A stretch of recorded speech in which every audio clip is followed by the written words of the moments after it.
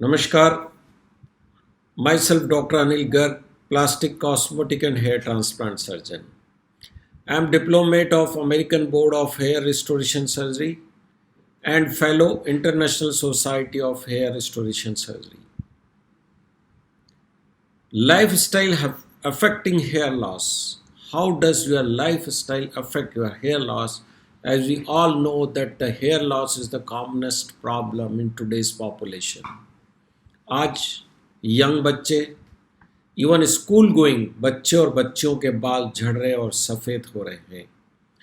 बहुत सारे बच्चे बच्चियों के इतने बाल झड़ गए कि उनको मैट्रिमोनियल पर्पस के लिए हेयर ट्रांसप्लांट या हेयर रिस्टोरेशन करने की आवश्यकता है। यह एक घोर सामाजिक समस्या बनता चला जा रहा है। जो कभी एक कॉस्मेटिक सर्जरी हुआ करती थी वो आजकल एक इम्पॉर्टेंट या नेसेसिटी बनती चली जा रही है। मैं आज आपको बताने जा रहा हूं कि आपकी लाइफस्टाइल किस तरीके से आपके बालों के झड़ने को प्रभावित करती है। How does it affect? When you have hair it enhances your look, you feel more confident, but when you lose them and you lose your confidence and you can see this person. So there are various treatment of it. One is the lifestyle over which we are going to talk on today. Then the pills, hair transplant and some home or herbal remedies are there. These are the four modalities of treatment जिनमें हम mainly life style के ऊपर आज discuss करने जा रहे हैं। मैं कुछ बालों के फैक्ट्स को आपके बारे में बताना चाहूँगा। हम जब पैदा होते हैं हमारे शरीर पे 5 मिलियंस ऑफ हेयर होते हैं total on all over the body, और स्कैल्प के ऊपर 1 से 1.5 लाख बाल होते हैं, और ये बालों की संख्या भी उतनी होती जितनी चिंपैंजी में होते हैं। और टोटल शरीर पे जितने बाल होते हैं उसके 2% हेयर ही हमारे स्कैल्प पर होते हैं, और मैक्सिमम डेंसिटी चेहरे पे और फोरहेड पे होती है, न कि सिर पे। लेकिन वो बाल झड़ जाते हैं। आपने देखा होगा जब बच्चे छोटे होते हैं उनके चेहरे पे बहुत सारे बाल होते हैं जिन्हें ल्यूनेगो या बोलते हैं या कच्चे बाल बोलते हैं, ये जो झड़ जाते हैं। प्रतिदिन एक व्यक्ति का हेयर लॉस 50 से 100 बालों का हो सकता है, जो नॉर्मल कैटेगरी में आ सकता है।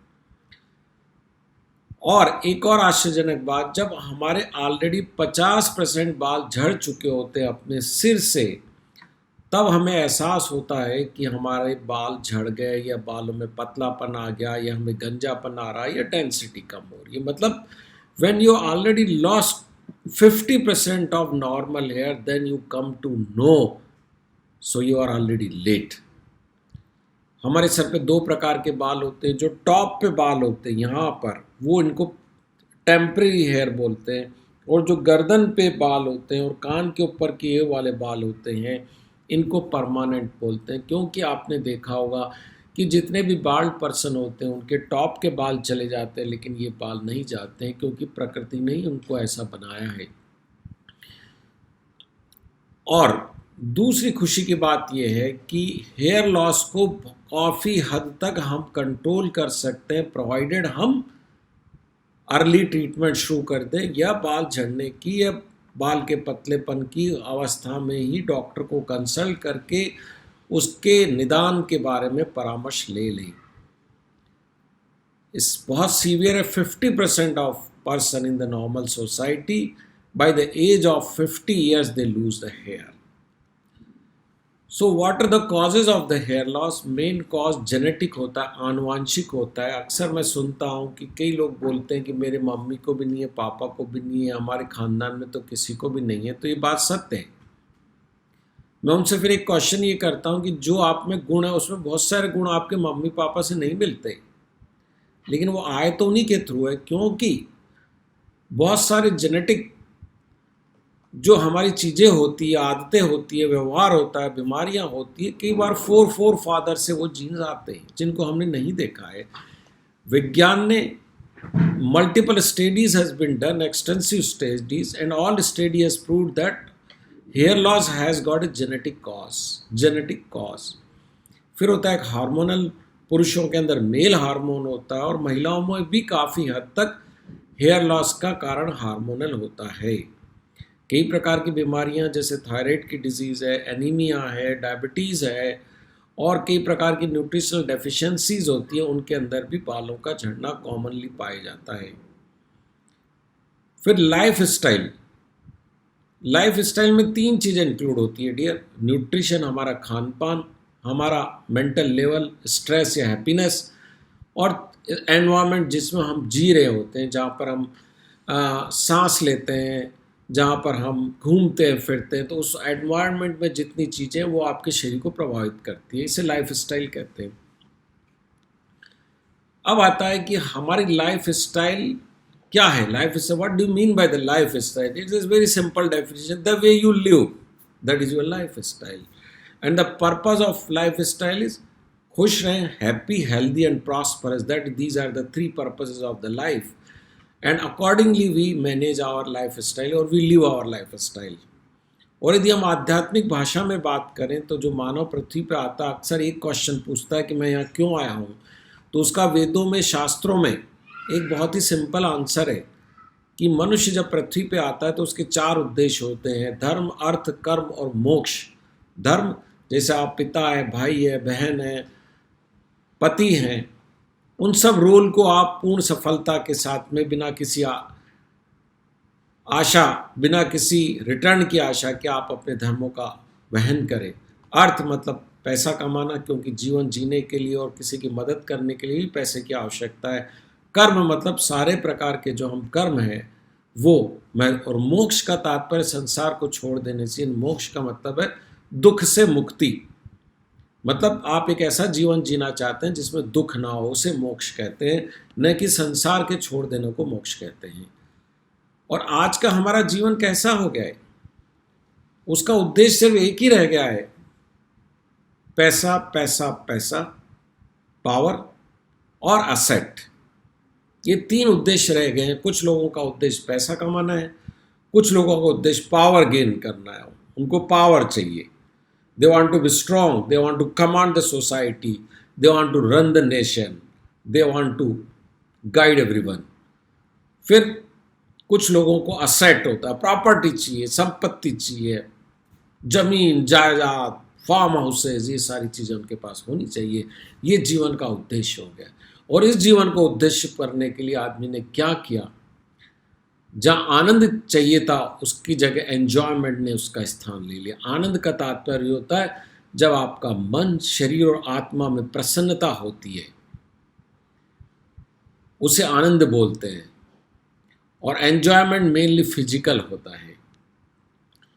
जहाँ एक अच्छी गहरी सुखद नींद थी, उसकी जगह हमने आरामदायक बिस्तर को खोजना शुरू कर दिया है। बिस्तर से नींद नहीं आती दोस्त। निर्मल आनंद, जहाँ हमारा उद्देश्य होना चाहिए, उसकी जगह हमने दौलत, शोहरत और अय्याशी को, कुछ लोगों ने उसकी जगह दे दी है।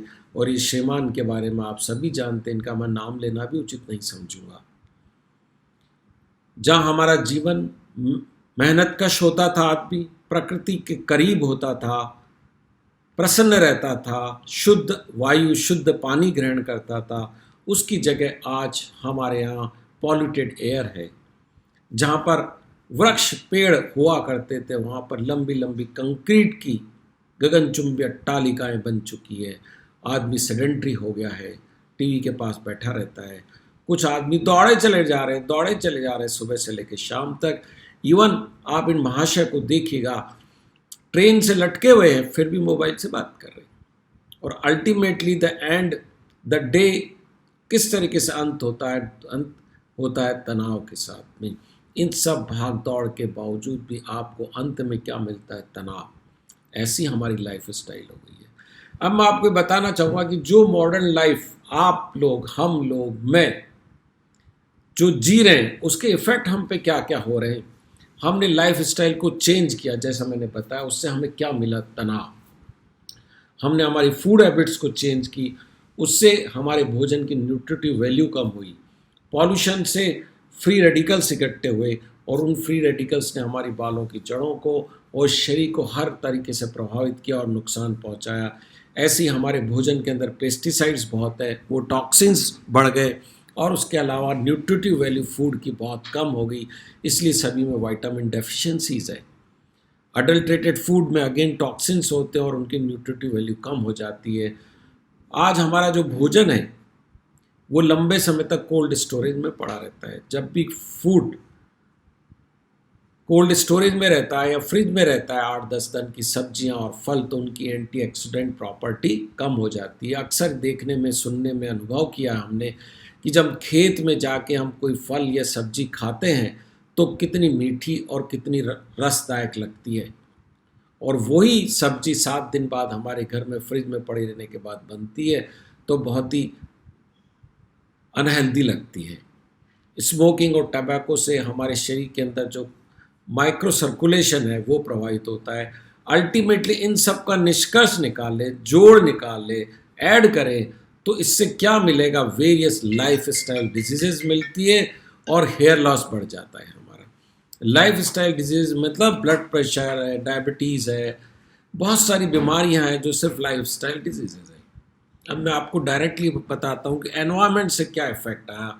Extreme of heat and cold, desalinated water जो कि गल्फ कंट्रीज़ में लोगों को मिलता है, और हाई कंटेंट ऑफ मिनरल जो आज हमारे को बोरिंग से मिलता है, जिसे बोलते हैं भारी पानी है, खारा पानी है या बोरिंग का पानी है, उसमें मिनरल्स और साल्ट्स ज़्यादा होते हैं। उसके कारण वो हमारे हेयर फाइबर को चोट पहुंचाते हैं, ड्राई कर देते हैं और अल्टीमेटली हेयर फाइबर टूट जाता है और इसलिए हेयर लॉस इनके कारण क्लिनिकल, इसको बोलते हैं नॉन क्लिनिकल हेयर लॉस, जिसमें बालों का टूटना या बालों की क्वालिटी पुअर हो जाती है इन फिजिकल चीज़ों के कारण।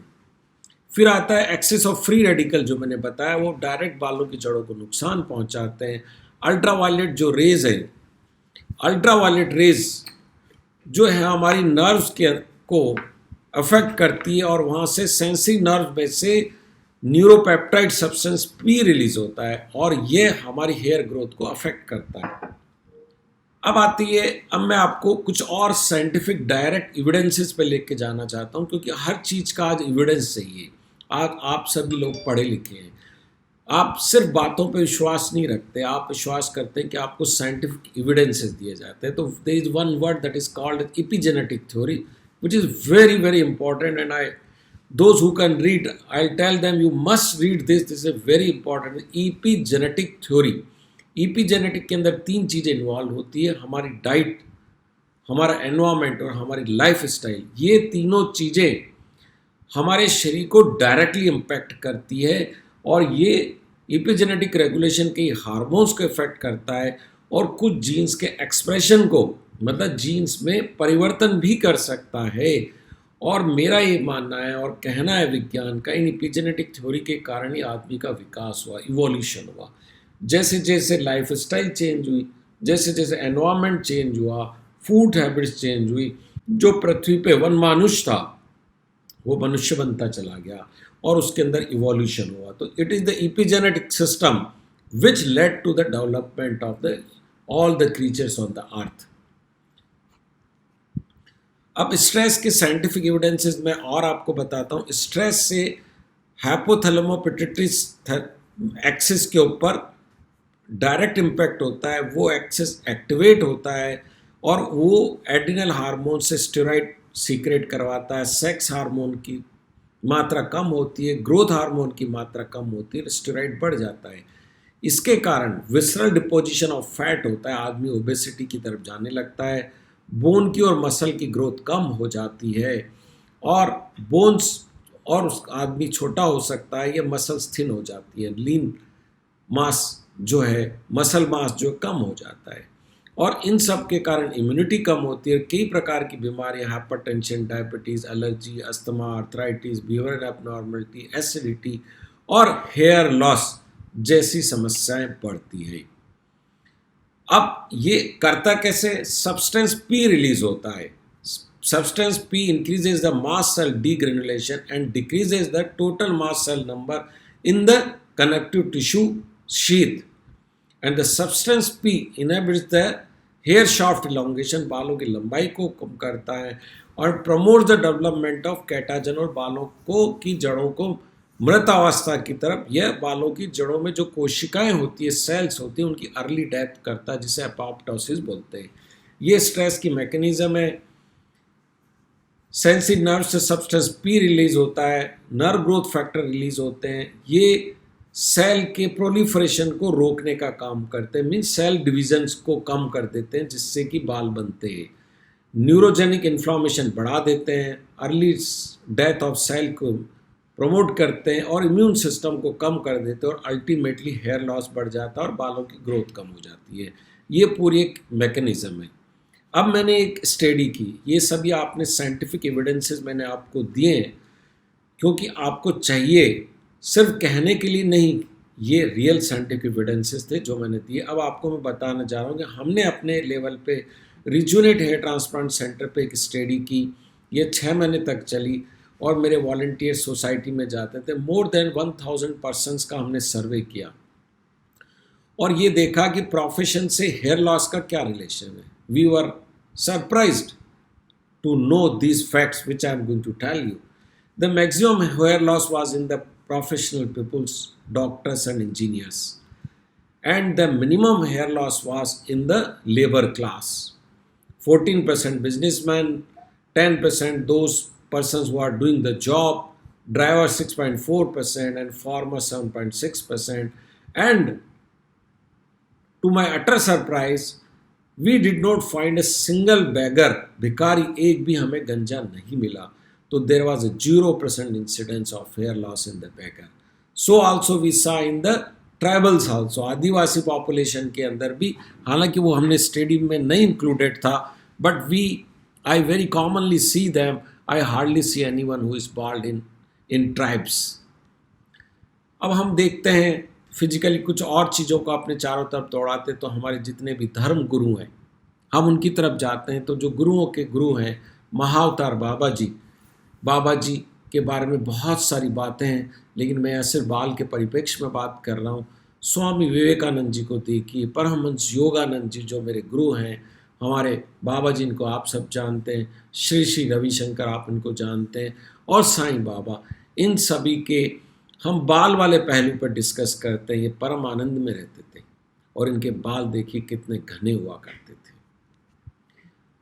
अब आता है हेयर लाइफ स्टाइल में हम कैसे क्या करें और लाइफ स्टाइल को हम कैसे चेंज करें। डाइट, एक्सरसाइज और प्रसन्नता। मैंने तनाव शब्द की जगह नॉट हैप्पी वर्ड को रिप्लेस किया है, तनाव शब्द को रिप्लेस किया नॉट हैप्पी से, क्योंकि तनाव शब्द का उपयोग एक नेगेटिव है और नॉट हैप्पी ये बताता है जो आपको होना चाहिए वो आप नहीं हो, मतलब आपको ये होना है। इसलिए मैं आज आपसे ये कहूँगा कि स्ट्रेस वर्ड को आप हटा के उसकी जगह नॉट हैप्पी शब्द का उपयोग करना शुरू कर दें। न्यूट्रिशन, न्यूट्रिशन के अंदर मेनली हमारे को सारे विटामिन्स की आवश्यकता होती है। Vitamin B12, A, C, D, E, सारे विटामिन्स हमारे के शरीर की सारी जो केमिकल रिएक्शंस अंदर होती है, जितने भी कंस्ट्रक्टिव सिंथेसिस प्रोसेस है सेल्स को बनाने का, वो सारा मेटाबॉलिज्म, वो सारी रासायनिक क्रियाएं, केमिकल रिएक्शंस, वो इन विटामिन्स पे डिपेंड करती है। विटामिन्स और हार्मोन्स के ऊपर डिपेंडेंट होती है, इसलिए विटामिन डायरेक्टली हमारी हर चीज़ को अफेक्ट करते हैं, और सिमिलरली हेयर लॉस को भी। मिनरल्स में आयरन बहुत इंपॉर्टेंट है। आयरन है, कैल्शियम है, कॉपर है, मैग्नीशियम है, जिंक है। आयरन को आप ऐसे समझिए कि किसी स्ट्रॉन्ग बिल्डिंग को बनाने के लिए अच्छे क्वालिटी के सरिये और इनफ अमाउंट में चाहिए होते हैं। ऐसे ही हमारे शरीर को और ऐसे ही बाल को मजबूत करने के लिए आयरन की आवश्यकता होती है। इसलिए आयरन बहुत इंपॉर्टेंट है और इम्यूनिटी में आयरन और जिंक का बहुत बड़ा रोल है। Proteins, essential and non essential amino acids होते हैं। हमारा बाल 97% जो है प्रोटीन होता है, केराटिन है उसका नाम। अतः बालों का निर्माण तभी होगा जब आपके पास इनफ अमाउंट ऑफ प्रोटीन होंगे। फैट में आपका घी, बटर है, और यदि हम साइंटिफिक भाषा में बोले तो essential fatty acids and non essential. Carbohydrate में आपके जितने भी दालें हैं वो है, राइस है, पोटैटो है, ग्रेन्स है, गेहूँ है, मक्का है, बाजरा है, ज्वार है, ये सारी चीज़ें ग्रेन्स के अंदर आती है, तो इससे अपने को कार्बोहाइड्रेट मिलता है। तो इन सभी की प्रचुर मात्रा और एक बैलेंस होना चाहिए, एक रेशो होना चाहिए, वो यदि हम लेते हैं तो उसको हेल्दी डाइट बोलते हैं। अब विटामिन B12 को एंटी स्ट्रेस भी बोलते हैं, ये इम्यून सिस्टम को बूस्ट अप करता है। पेंटोथेनिक एसिड या vitamin B5 prevent greying of the hair loss. Vitamin B6 melanin formation करता है। B3 promotes the scalp circulation. Biotin एक केराटिन बनाता है। Inositol keeps hair healthy. Vitamin E good blood circulation करता है। Vitamin C healthy hair growth and skin के अंदर मदद करता है। इसी तरीके से प्रोटीन है, सिस्टीन है, लाइसिन है, आर्जिनिन है, MSM है एंड मिनरल जो मैंने आपको बताया। अब ये जो मैंने चीज़ें बताई उसको प्रैक्टिकल रूप में आप कैसे अप्लाई करें, ये मेरा बहुत ही स्टैंडर्ड फार्मूला आप मेरे हर लेक्चर में सुनेंगे। मेरे को अति प्रिय है। अति प्रिय इसलिए नहीं कि मुझे अच्छी लगती, अति प्रिय इसलिए क्योंकि ये आपकी मैक्सिमम चीज़ों की पूर्ति करती है। गुड़ आयरन का रिचेस्ट सोर्स है। हमारे चने की दाल, चने प्रोटीन मिलता है। ग्राउंड नट्स, इसमें प्रोटीन भी मिलता है और फैट भी मिलता है। दाल 2 कटोरी गाढ़ी गाढ़ी दाल हमें लेनी चाहिए, ये हमको प्रोटीन देता है। 1 कटोरी मिल्क, 1 गिलास मिल्क लेना चाहिए, ये हमें एसेंशियल फैटी एसिड और एसेंशियल अमीनो एसिड प्रोवाइड करता है। ऐसे ही दही इन चीज़ों को प्रोवाइड करता है और दही हमें B12 देता है। इसलिए ये 6 चीज़ें अति अनिवार्य रूप से प्रत्येक व्यक्ति को मैं बोलता हूँ, दाल, दूध, दही, गुड़, चना, मूंगफली, ये प्रतिदिन इनका सेवन किया जाना चाहिए। फिर आता है आपको 1 अखरोट बोलूँगा और 4 बादाम। 1 अखरोट और 4 बादाम इनफ है। फिर आप चाहें तो किशमिश ले सकते हैं, बेरीज आती हैं कई प्रकार की, और ये सारी ये जो चीज़ें हैं आपकी, इसको क्या बोलते हैं, ये सारी चीज़ें बहुत महत्वपूर्ण हैं। इनमें से आप मिनिमम आप अपना एक प्रतिदिन का बना अंजीर, ये आपको प्रतिदिन लेनी चाहिए। फिर स्प्राउट्स भी आपकी डाइट का, प्रतिदिन डाइट का अभूतपूर्व अंग होना चाहिए, बिना मिस्टेक के, बिना मिस किए आपको प्रतिदिन कम से कम 100 ग्राम अंकुरित दाने आपको खाने चाहिए नियम से। फिर एक दूसरी प्रकृति की बहुत बड़ी देन है, सूरजना की फली, जिसमें कई औषधीय गुण हैं। एक्स्ट्राऑर्डिनरी चीज़ है ये दोस्तों, इसके गुण के बारे में आपको पता नहीं। इसके अंदर हाई अमाउंट ऑफ प्रोटीन और हाई अमाउंट ऑफ आयरन मिलता है।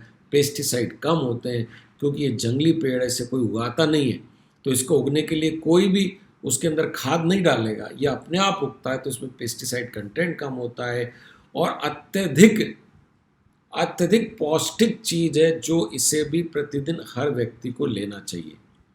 फिर ग्रीन लीफी वेजिटेबल, मेरे को इसके लिए बोलने की आवश्यकता नहीं है, हमारे को आयरन मिलता है और ये खाना चाहिए।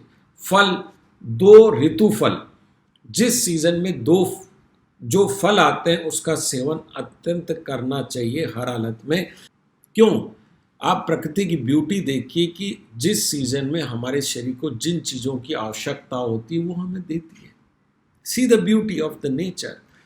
तो हमें ऋतु फल के, आयुर्वेद में भी इसका बहुत कॉमनली शब्द काम में लिया जाता है, ऋतु फल, जो जिस सीजन में जो फल आता है उसका हमें सेवन करना चाहिए और आपकी डाइट में कम से कम 2 ऋतु फल, 2 फ्रूट प्रतिदिन ऐड किए जाने चाहिए आपको। इसी तरह विटामिन्स के लिए सारी चीज़ें जो मैं आपको बता चुका हूँ। फिर आंवला सबसे अच्छा डिटॉक्सिफाइंग एजेंट है। आंवला ये बहुत ही उत्तम क्वालिटी का होता है। इसके अंदर डिटॉक्सिफाइंग विटामिन सी होता है, कैल्शियम होता है और कई एंटीऑक्सीडेंट्स होते हैं जो आपके शरीर से टॉक्सिन्स को निकालने का या न्यूट्रलाइज करने का काम करते हैं। आप इसका वो ले सकते हैं, कैंडीज़ के रूप में ले सकते हैं, आप इसको मुरब्बे के रूप में ले सकते हैं, आप इसको जूस के रूप में ले सकते हैं। आप डायरेक्ट कच्चा नहीं खा सकते, 2-4 दिन खाओगे फिर उसके बाद में नहीं खाए जाएंगे। फिर अलसी natural source of omega 3 fatty acid होता है। ये बहुत ही अच्छा है, स्पेशली उन वुमेन्स के लिए जो मेनोपॉज की एज के आसपास हैं। प्रतिदिन 20 से 30 ग्राम अलसी लेना चाहिए। इसको आप थोड़ा सेक लीजिएगा, थोड़ा सा नमक और नींबू डालिएगा और प्रतिदिन 20 से 30 ग्राम ऑफ अलसी लेना चाहिए। लोहे की कढ़ाई आयरन सप्लाई का रिचेस्ट सोर्स है और इससे आयरन आपको मिलता है। आपको सभी घरों में इसका उपयोग करना चाहिए। अब आता है एक्सरसाइज। अक्सर एक्सरसाइज के लिए आदमी बहाने ढूंढता है या बहाने बनाता है। इसके लिए मैंने बहुत ही सुगम और सिंपल आंसर निकाला। एक तो रस्सी कूदना जो यंगस्टर्स हैं, और जो थोड़े एल्डरली है उनको सीढ़ियाँ चढ़ना। प्राय कर I think most of the houses के अंदर सीढ़ियाँ होगी। यदि मल्टी पे रहते हैं तो सीढ़ियाँ है ही है। कुछ घर अक्सर 2 फ्लोर के होते हैं या कुछ में कई बार 5 सीढ़ियाँ ही होती है, तो आप उन सीढ़ियों पे चढ़िएगा। सीढ़ी चढ़ना एक बहुत ही अच्छी साइंटिफिक एक्सरसाइज है। और फिर रस्सी कूदने के बारे में मुझे बताने की ज़रूरत नहीं है। इसमें 5 मिनट भी आप कर सकते हैं, 5 मिनट में भी आपको पसीना आ सकता है। तो जिनको समय और जगह की कमी है उनके लिए रस्सी कूदना एक बहुत अच्छी एक्सरसाइज है। फिर रहता है योगिक एक्सरसाइज। सूर्य नमस्कार एक सबसे अच्छी सिंपल योगिक एक्सरसाइज है, जिसको आप किसी भी योगा टीचर से आप उसको सीखिएगा और अच्छे से प्रतिदिन करिएगा। यदि आप सिर्फ कुछ नहीं करते हैं और 10 से 20 सूर्य नमस्कार प्रतिदिन करते हैं तो दोस्तों आपको और कुछ करने की आवश्यकता नहीं है, इनफ है आपके लिए। फिर मेंटल हेल्थ के लिए क्या करें? मेंटल हेल्थ के लिए 2 चीज़ें। एक तो जो नेगेटिव थिंग्स है अपने शरीर, अपने विचार में जो नेगेटिव है, जैसे नेगेटिव क्या, नॉट हैप्पी, उस शब्द का मैं उपयोग कर लेता हूं जिसे मैं नहीं चाहता। स्ट्रेस, ऑब्सेशन, एक ही विचार बार बार आता है, और ये बहुत ही कॉमन समस्या आज आदमी की, सबसे कॉमन समस्या है ऑब्सेशन। फिर आता है गुस्सा, कई लोगों को गुस्सा बहुत आता है। तो इसके सुगम उपाय मैं बताता हूँ उनको कैसे कंट्रोल करो। और पॉजिटिव मेंटल हेल्थ गेन करने के लिए प्राणायाम, प्राणायाम के लिए नाड़ी शोधन है, अनुलोम विलोम है, और कई प्रकार के प्राणायाम है। वो आपको किसी भी योगा टीचर की देखरेख में ही आपको सीखना चाहिए, नहीं तो पता लगा पूरी ज़िंदगी आप गलत प्राणायाम करते रहें। हर चीज़ का आज के युग में एक स्पेशलिस्ट है, वो उसमें अपना पूरा जीवन खपाता है। आपको उससे कंसल्ट करना चाहिए और उसी की देखरेख में आप सीखें और फिर उसको करें आप। स्ट्रेस, बहुत सिंपल आंसर है स्ट्रेस को मैनेज करने का। Stress means thousands of thoughts are coming to your mind, so there is a congestion of the thought. So how the congestion can be managed? The way you manage you are driving on a busy road, बस उसी तरीके से आपको आपके विचारों को manage करना है। दूसरा है बहुत ही सिंपल फार्मूला, चिंता न करें, एक ही फार्मूला अपना, all is going to be well, सब ठीक हो जाएगा भाई। अभी समस्या आई अपन है ना, अपन संभालेंगे उसको, ठीक हो जाएगी समस्या। This is a very good word is all is going to be well and all is going is well. Third है ऑब्सेशन। ऑब्सेशन एक ही विचार का बार बार आना, उसे ऑब्सेशन कहते हैं। आप जानते हैं वो गलत आ रहा है, even then you get the same thought again and again to your mind. So what to do, you replace one thought with another because you can not stop of coming the thought. There are the two. One thing is you can stop the moment you get some negative thought, you say get away from here. जैसे अनचाहे मेहमान को आप घर से भगा देते हैं, ऐसे अनचाहे विचारों को भगाना सीखो। उनके साथ रैलिश मत करिएगा, उनको आने मत दीजिएगा। दूसरा है उस विचार को एक अच्छे विचार से, अच्छी यादों से, या किसी मंत्र से, या हनुमान चालीसा से उसको रिप्लेस कर दीजिएगा। उस बैड थॉट को और हनुमान चालीसा को या मंत्र को या एक विचार को उसके साथ जोड़ दीजिएगा। जो ही वो बुरा ख्याल आता है, बुरे विचार आते हैं, उसको उससे जोड़ देंगे तो तुरंत वो विचार आ जाएगा, तो जो खराब विचार था वो आना रुक जाएगा। ये बड़ा सिंपल आंसर है ऑब्सेशन को ट्रीट करने का। फिर आता है गुस्सा। गुस्से को कंट्रोल करना मैंने बड़ा सिंपल ही सीखा मुन्ना भाई MBBS पिक्चर में। आप देखते हैं, आप सभी ने देखी होगी, जब इन प्रिंसिपल साहब को, डीन साहब को गुस्सा आता था मुन्ना भाई पे, तो गुस्सा नहीं करते थे, जोर जोर से हंसते थे। I am telling you this is a wonderful answer, you have to just adopt this habit. जो ही गुस्सा है हंसना शुरू कर दीजिए, जो ही मन खराब हो हंसना शुरू कर दीजिए, तो आप अपने आप कुछ समय बाद देखेंगे कि आप नॉर्मल हो जाते हैं। फिर medical treatment of hair loss, ये सारे मैंने आपको बताए लाइफ स्टाइल में। लेकिन कई बार जब बीमारी आगे बढ़ जाती है तो हमारे को डॉक्टर की आवश्यकता होती है, तो आप हिचकिचाएं नहीं, डॉक्टर से संपर्क करें। मेनली जो हेयर लॉस का ट्रीटमेंट है वो मिनॉक्सिडिल है, फिनेस्ट्राइड है, PRP है, लो लाइट लेज़र थेरेपी है और हेयर ट्रांसप्लांट है।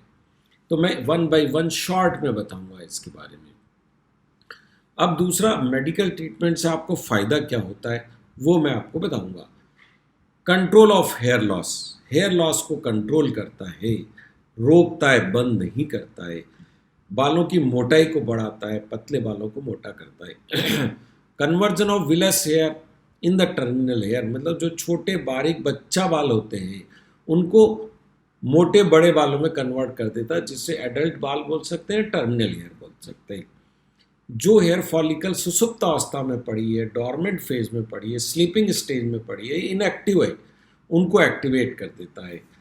लेकिन ये ध्यान रखना है कि गंजे सिर पे, गंजा सिर का तात्पर्य जहाँ पर बिल्कुल चिकनापन आ गया है, जहाँ पर कि बाल के रंध्र पूर्णतया बंद हो गए हैं, रोए और रेशे कुछ भी नहीं है, एकदम चिकना सपाट हो गया है, उसे गंजा एरिया बोलते हैं। ये मेडिकल ट्रीटमेंट किसी भी प्रकार का तेल, पीआरपी, लेज़र गंजे सिर पर एक भी बाल नहीं उगाएगी। गंजेपन का इलाज है हेयर ट्रांसप्लांट, और गंजा होने से रोकने का इलाज है ये मेडिकल ट्रीटमेंट और लाइफस्टाइल मॉडिफिकेशन। मिनॉक्सिडिल आप सभी जानते होंगे, ये एनाफेज को प्रलॉन्ग करता है, यूएस एफडीए ट्रीटमेंट है, 2 से 5% इसको काम में लिया जाता है, और ये बहुत ही इफेक्टिव ट्रीटमेंट है। रादर मैं कहूँगा this is one of the most proven therapy of hair loss, और इसको लगाना अनिवार्य, और लगाने का तरीका और प्रतिदिन लगाना अनिवार्य है। इसी प्रकार से एक फिनेस्ट्राइड है जो प्रायः पुरुषों को दी जाती है। इसके लिए आप डॉक्टर से संपर्क करते हैं तो इसके बारे में संपूर्ण जानकारी लें। अब मैं आपको कुछ हर्बल मेडिसिन के बारे में बताऊंगा, या होम रेमेडीज़ भी बोल सकते हैं हम इनको। उसमें आती है सोया प्रोटीन, मेथी, हल्दी, कोकोनट, आंवला, महाभृंगराज, अलसी and dry fruits. Soya protein के बारे में काफ़ी वर्क हो चुका है, मैं इसकी डिटेल में नहीं जाऊंगा, सिर्फ आपको ये बताऊंगा कि ये इफ़ेक्टिव है और ये वेजिटेरियन सोर्स है, अतः इसका उपयोग होना चाहिए। और इसके लिए कुछ स्टडीज़ है जो ये बताती है कि एंटी डीएचटी भी इसका इफेक्ट है। इसी तरह अलसी है जो इन्फ्लामेशन को रोकता है, जो बालों की जड़ें जो बीमार हो जाती है उनमें सूजन आती है और फिर बाल झड़ते हैं, तो उस सूजन को रोकने का काम मेथी करता है। इसके अंदर ये सारी चीज़ें होती है जिनकी डिटेल में मैं नहीं जा रहा, but I am telling you methi is also one of the effective treatment for many disease. हल्दी के बारे में बहुत रिसर्च हुई है, हल्दी का लेने का तरीका बहुत इम्पॉर्टेंट है। 10 ग्राम हल्दी को 1 ग्राम काली मिर्ची के साथ मिला करके 1 कप दूध में 2-3 बूंद घी डाल करके लेंगे, तब हल्दी इफेक्टिव होती है। और ये बालों की जड़ को झड़ाने के लिए, मारने के लिए, हेयर लॉस के लिए जो एक रेस्पॉन्सिबल होता है, ट्रांसफॉर्मिंग ग्रोथ फैक्टर बीटा 1 जो एक नेगेटिव सिग्नल देता है उसको रोकता है, उसको ब्लॉक करता है। ये हल्दी, जिसमें करक्यूमिन या एडक्यूमिन के नाम से भी आता है, वो इस तरह का काम करता है। और ये ग्रीन टी एक्सट्रैक्ट भी यही करता है, जिंकोबा बिलोबा भी एक्सट्रैक्ट भी यही काम करते हैं, और हल्दी भी वही काम करती है। Coconut oil is also said to be effective in the hair loss, but the many researches hasn't proved their effectiveness in the control of hair loss, but few things are there कि इसके ये जो oil है बाल के अंदर घुस जाता है, क्योंकि इसका जो मॉलिक्यूल का साइज होता है छोटा होता है, और प्रोटीन के साथ में मिला के एक स्ट्रॉन्ग बॉन्ड बनाता है जो बालों को मजबूत करते हैं। ये हेयर फॉलिकल के अंदर चला जाता है और बालों की जड़ों के सूजन को, इन्फ्लामेशन को कम करता है। अब ये मैं आपको कुछ ट्रीटमेंट बताऊंगा, थोड़ी बहुत ट्रीटमेंट आप देखिएगा। ये बच्ची थी, यंग बच्ची, इसके जब आई थी तो बहुत ही बुरी कंडीशन में थी। Her parents were crying, she was crying, और ये आप 6 महीने के ट्रीटमेंट के बाद थी कि कितना जादुई परिवर्तन हुआ है इसके अंदर। ये पहले और 6 महीने के मेडिकल ट्रीटमेंट लेने के बाद में ये रिजल्ट इसके अंदर आया है। इसी तरह से आप ये देखें कि ये पहले बाद में, ये सारे के सारे रिजल्ट बाद में, ये पहले बाद में। इन महाशय का भी मेडिकल ट्रीटमेंट हुआ है। बाल कितने थिन थे, diffuse pattern of hair loss था, और after 6 month of medical treatment how good he looks. Similarly ये भी मेडिकल ट्रीटमेंट का ही रिजल्ट है दोस्तों। ये medical treatment, life style modification, medical treatment life style modification से पहले और बाद में। अब पीआरपी जो हम करते हैं उसके भी बहुत अच्छे रिजल्ट आते हैं। ये पहले बाद में, ये पहले पीआरपी के बाद में, ये पीआरपी के पहले की कंडीशन है और ये पीआरपी के बाद में की कंडीशन है।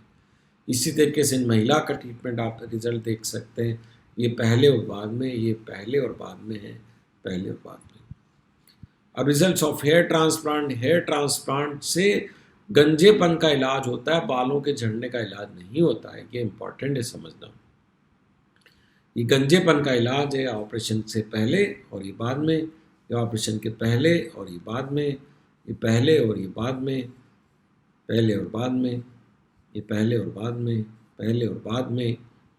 इसी प्रकार से पहले और ये बाद में कितने घने बाल हो गए, इनकी क्वालिटी ऑफ हेयर देखिए कि इनको मेडिकल ट्रीटमेंट भी दिया गया। इसी प्रकार से आप इनको देख सकते हैं, इनके रिज़ल्ट देख सकते हैं। ट्रांसप्लांट के बाद के रिज़ल्ट है, ये ट्रांसप्लांट के बाद है, ये भी ट्रांसप्लांट के बाद है सारे रिज़ल्ट। और इनको देखिएगा ग्रेड 4 थे, पूरी ज़िंदगी हेयर पैच लगाते थे, ट्रांसप्लांट के बाद में इनके चेहरे की खुशी और बाल। इसी प्रकार से इनका एक भी सर पे बाल नहीं था और हेयर ट्रांसप्लांट के बाद में ये कितने प्रसन्न और कितने अच्छे लग रहे हैं। इसी प्रकार से हमारे मित्र हैं, इनको आप देखिएगा ट्रांसप्लांट के पहले और ट्रांसप्लांट के बाद। तो अब मैं आपको संक्षेप में या कंक्लूजन में बताना चाहूँगा कि चेंज इन लाइफ स्टाइल से आपको हेल्थ मिलती है, हैप्पीनेस मिलती है और बाल मिलते हैं। और वो क्या क्या चेंज करना है, डाइट में लेनी ऐसी डाइट जिसके अंदर विटामिन, मिनरल और प्रोटीन हो।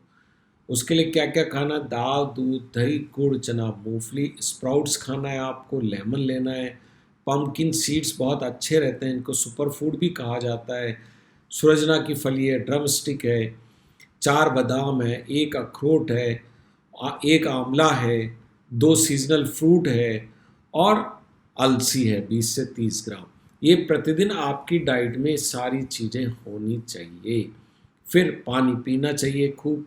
आपने देखा होगा इस पूरे टॉक के दौरान मैंने काफ़ी पानी पिया है। इंटरमिटेंट फास्टिंग एक नया कॉन्सेप्ट नहीं है, इस पर नई रिसर्च हुई है। हमारे ऋषि मुनि तो पहले से जानते थे। व्रत या उपवास, उसमें ऑटोफेगी होती है। जब हम भूखे रहते हैं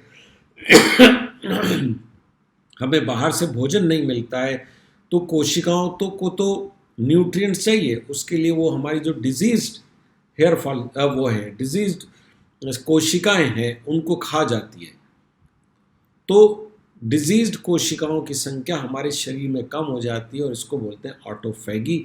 सो intermittent fasting is a very very good immune booster and इससे वेट भी रिड्यूस होता है और हेल्थ भी बढ़ती है और आयु भी बढ़ती है और रिजुवेनेशन होता है। हल्दी के बारे में मैंने आपको बताया कैसे लेने चाहिए। लाइफस्टाइल में आपको अपना एटीट्यूड चेंज करना चाहिए और संतोषी स्वभाव का बनना चाहिए।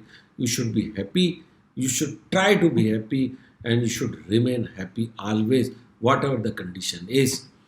और रेगुलर एक्सरसाइज करनी चाहिए। योगिक एक्सरसाइज 20 से 30 मिनट करें, प्राणायाम 15 मिनट करें, तो इससे आपको प्रसन्नता मिलेगी, हेल्थ मिलेगी और आपको बाल मिलेंगे।